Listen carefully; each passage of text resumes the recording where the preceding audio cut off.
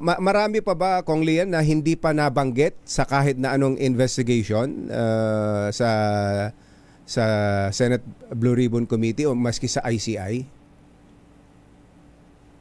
Opo, dahil yung alam nating lahat ay ang mga congressman, senator at iba pang mga nasa legislatura Oo. ay may mga allocable. Oo. At ito nga ay dapat i-reforma pero yan po ay alam na ng publiko. Oo. Nabanggit din ni Senate President Pro Tempore Ping Lacson na at least 5 cabinet secretaries and undersecretaries have allocable. Aha. At din pa po ito lumabas sa publiko. At meron din pong mga malalaking alokasyon ang ibang mga pangalan dito na hindi po pangalan ng tao kung hindi mga code names. Oo. Yung hindi lang congressman, hindi lang senators. So yung binabanggit to ni Senator Ping na may mga allocable sa ibang tao na hindi mambabatas, same kayo, pareho kayo ng file. Meron din sa inyo noon, Kong Lian? Opo. Meron sa cabinet, ilan yung binanggit nyo? 5? 5 cabinet? Ang nabanggit ni Senator Lacson is at least 5. 5 At cabinet secretaries? sabi ko nga po na at least 5 dahil may mga iba na baka hindi na technically cabinet pero parang rango ng cabinet. Kaya tumalampas nga po ng 5 kung bibilangin din po yung iba. At saka undersecretary din po. Unusual po ba yon na magkaroon sila ng ganon sa budget?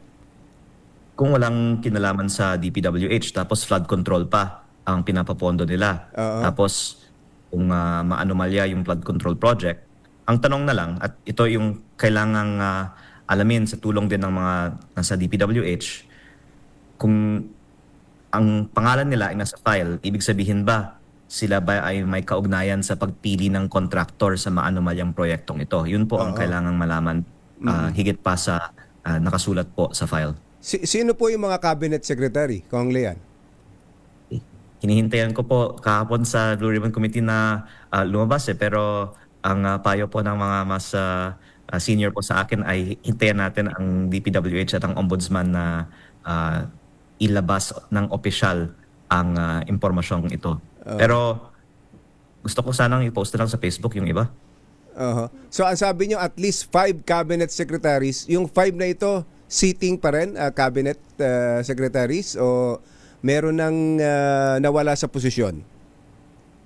May 5 po na sitting.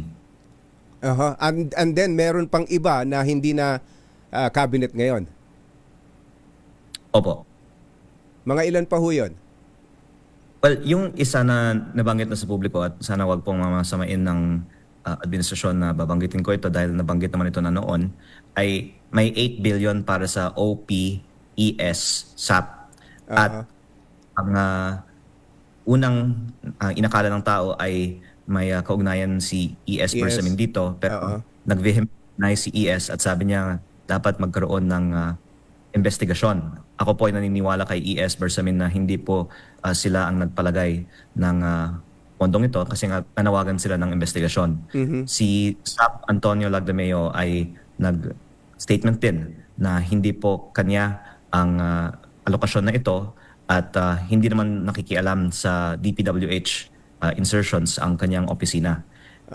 Pero meron talagang 8 billion pesos of projects ang OPES SAP. Kaya sa aking pananaw, hindi natin dapat basta-basta i-set aside na may 8 billion maanomalyang mga proyekto at may mga kumita dito at hindi natin malaman sino yung kumita sa 8 billion na ito.